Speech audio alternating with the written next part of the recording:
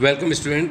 Set number 13 capsule 13 में वही 20 questions हैं। कभी पैराग्राफ आगे आ जाता है, कभी पैराग्राफ पीछे पहुंच जाता है, पर आपको पैराग्राफ नहीं छोड़ना है। मैं बार बार बोल रहा हूँ, अगर स्कोरिंग अच्छी करनी है तो बहुत से स्टूडेंट क्या होते हैं कि रीडिंग स्किल से इतने डर जाते हैं, पैराग्राफ को पढ़ना भी नहीं चाहते। शुरुआत में ही पैराग्राफ अगर कठिन मिलता है तो वो करना नहीं चाहते। पर मैं आपको सलाह देता हूँ, कई बार ऐसा होता है कि आपको कठिन लग रहा है पर इसके क्वेश्चंस इतने ईजी होते हैं कि आप आराम से उनको कर सकते हैं। तो इसलिए पैराग्राफ को नहीं छोड़ के आना। कुछ चीज़ें ऐसी होती हैं जिनको बिल्कुल नहीं छोड़ना है, उसी के आधार पे आपका स्कोर बनेगा। चलिए, अगला क्वेश्चन है आपका पहला। पैसेज को पढ़ते हैं अपन। पैसेज में देखिए, पहला है we stand poised precariously and challengingly on the razor's edge of destiny.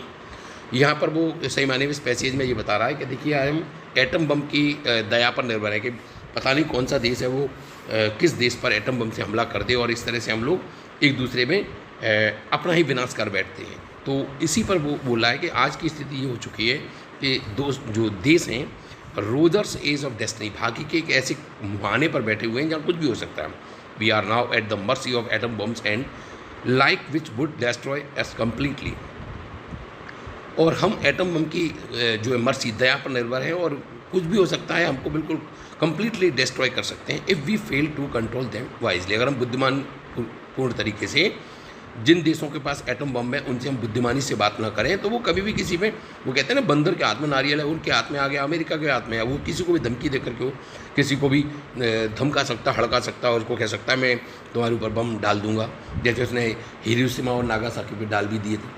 तो एक्चुअली क्या है, लोगों को ये भय बैठा। छोटे देशों पर तो कोई दिक्कत नहीं है, उन पर तो है ही नहीं विचारों पर, पर जिन पे है वो एक दूसरे को धमकाते हैं। जैसे पाकिस्तान जैसा कंट्री है, तो पाकिस्तान तो आए दिन धमकी देता रहता है कि हम तो बम फोड़ देंगे। अब वो बम फोड़ देगा, वो ऐसा व्यक्ति है, वो सही मायने में आत्मघाती है। वो अपने प्रोग्रेस की तरफ ध्यान नहीं देता, वो ये सोचता है कि हम दूसरे का नुकसान कर दें बस। तो इसी में बोला गया है कि हम एटम बम की जो मर्सी है उस पर डिपेंड है और हम कंप्लीटली डिस्ट्रॉय हो सकते हैं अगर हम उनको बुद्धिमानी तरीके से कंट्रोल ना करें। And wisdom in the this crisis, इस संकट में जो बुद्धिमानी का मतलब है सेंसिटिवनेस, आपके अंदर सेंसिटिवनेस होनी चाहिए to the basic values of life. जीवन का मूल्य क्या है, कौन सी चीज़ें ज़रूरत है, इसके बारे में सेंसिटिव हो आप। इट मीन्स, इसका मतलब है अ विविड रियलाइजेशन, एक स्पष्ट रूप से रियलाइजेशन हो आपके अंदर। रियलाइज़ करें, आप इसको महसूस करें that we are literally living in one world, कि हम सभी एक संसार में रह रहे हैं।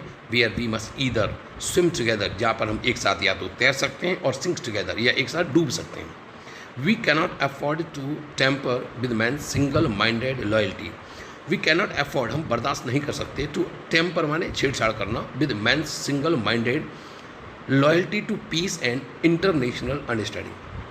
अंतर्राष्ट्रीय समझदारी या शांति की जो विश्वसनीयता को हम एक व्यक्ति के ऊपर नहीं छोड़ सकते। जैसे उत्तरी कोरिया का जो तानाशाह है, वो थोड़ा सनकी टाइप का, किम जोंग उन, तो वो तो उसको अगर दे दिया जाए तो पूरे संसार को कभी भी नष्ट कर देगा, क्या भरोसा उसका। तो एनीवन हु डज इट, अगर कोई व्यक्ति ऐसा करता है, इज़ अ ट्रीटर, वो गद्दार है। Not only to man's past and present, केवल मनुष्य के भूतकाल का ही नहीं बल्कि वर्तमान का भी, बट ऑल्सो बल्कि टू हिज फ्यूचर, बल्कि अपने भविष्य का भी विनाशकारी, मतलब गद्दार है। Because he is more gains destiny, वो अपने भाग्य को गिरवी रख रहा है ऑफ अर्बन जनरेशन, यानी शहरी पीढ़ी के भाग्य को गिरवी रख रहा है। तो इसमें पैसेज है वो एटम बम पर बेस्ड पैराग्राफ है। चलिए हम इसके क्वेश्चन देखते हैं। पहला क्वेश्चन है from the tone and style of the passage. Passage की टोन और स्टाइल पर अगर हम चलें तो इसका आंसर है from the tone and style of the passage it appears that the writer is, writer कैसा है, एक humanist with a clear Forsyte, यानी वो ह्यूमनिस्ट है, अर्थात मानवता सोच रखता है, इसलिए आंसर इसका बी होगा। चलिए क्वेश्चन नंबर 2 पे चलते हैं हम। द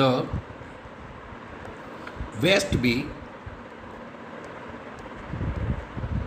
to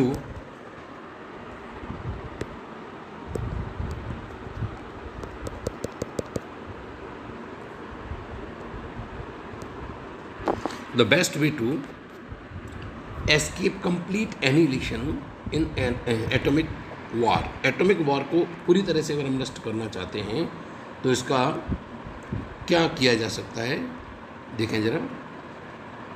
मुझे बोल रहा है atomic the best way to escape complete annihilation in an atomic war is to work for international understanding and humanity, यानी हमको वर्क करना पड़ेगा इंटरनेशनल अंडरस्टैंडिंग एंड हारमोनी, यानी आंसर इसका ए होगा।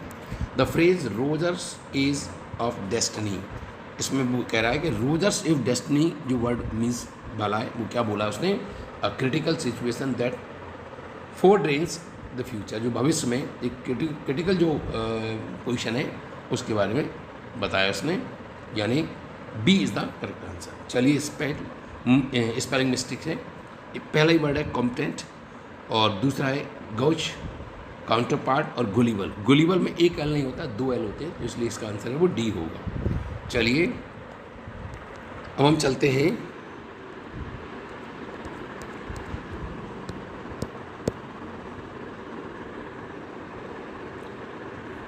क्वेश्चन नंबर 5 की तरफ।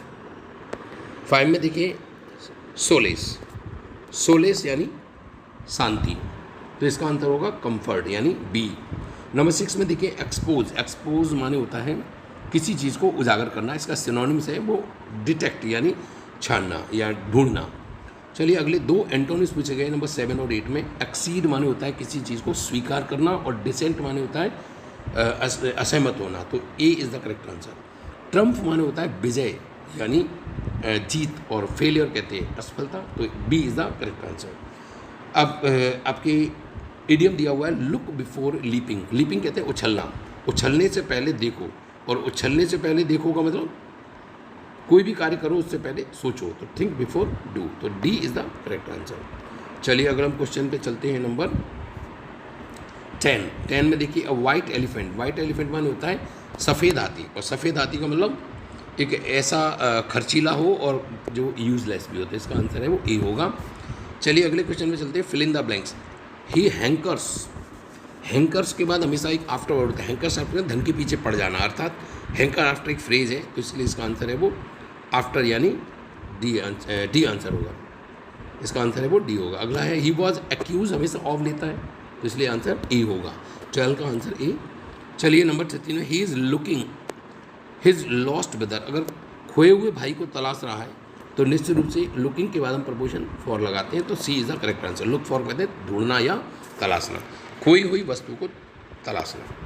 चलिए अगला क्वेश्चन है neither the boys nor the teacher, आपको बता दें नीदर नॉर में वैसे तो बाद वाले के अकॉर्डिंग वर्ब लगती है, पर अगर वो इंटरगेटिव तो नीदर के नज़दीक जो बॉयज़ आया वो प्लूरल उसके अकॉर्डिंग वर्ब लगेगी, तो इसमें गोइंग लिखा हुआ आईएनजी, तो आईएनजी वाला इज़ारे में से कोई लगना है, तो पर वो प्लूरल यानी आर लगेगी, तो 14 का आंसर है वो ए होगा। चलिए अगले क्वेश्चन नंबर 15 पे आइए, इसमें आपका नरेशन पूछा गया है। Nanak said to his peoples, Nanak ने अपने शिष्यों से कहा, बिलीव इन गॉड, तो यूनिवर्सली है, तो इसका आंसर है Nanak advised his peoples to believe in God and do the right, तो इसका आंसर है वो बी होना चाहिए। चलिए अगले क्वेश्चन की तरफ चलते हैं हम, नंबर 16, जिसमें एक्टिव पैसिव पूछा गया है। एक्टिव पैसिव में change the passive, the narrate he narrated me, they narrated मी, तो नरेटेड मी यानी आई से स्टार्ट होना चाहिए, और या फिर अ रोमांटिक स्टोरी से, अगर आई से बनाते तो आई वॉज होना चाहिए, वो है नहीं, इसलिए अ रोमांटिक स्टोरी से बना दिया गया। A romantic story was narrated to me by him. आपको बता दें जब ये इनडायरेक्ट ऑब्जेक्ट को लाया जाए तो उसके पहले मुझे टू लगाना पड़ता है, तो इसका आंसर है वो डी होगा। Find the error, it is not easy, it is not easy to beat of OFF, जो बीट ऑफ का मतलब होता है उनको हिम्मत करके लड़ना, तो बीट ऑफ या आउट नहीं होगा, इसलिए बी में सेक्शन में एरर है। What is the one word of a person rarely speaks truth, एक व्यक्ति जो कभी कभार सत्य बोलता है, अर्थात झूठा नंबर 1 का होता है, तो सी यानी liar is the correct answer. Pick out the proper prefix, prefix कहते हैं आगे लगाया जाता है, सफिक्स होता है वो आगे लगाया पीछे लगाया जाता है। अब ऑर्डर के आगे हम miss order, unordered, in order बोलते नहीं, डिसऑर्डर होता है, तो A is the correct answer. Identify the parts of speech of the following, only yesterday, I heard of this story only yesterday, only एक एडवर्ब है, क्यों येस्टरडे भी adverb है, तो एडवर्ब के लिए वर्क करने वाला एडवर्ब ही होता है, इसलिए आंसर है वो ए होगा। तो इस तरह से आपने देखा कि ये 20 क्वेश्चन हैं, और ये 20 क्वेश्चन जो हैं वो आपने किए और इसका एनालिसिस कर सकते हैं, और कितने क्वेश्चन सही गए कितने गलत गए। चलिए हम अगली पार्ट पर चलते हैं।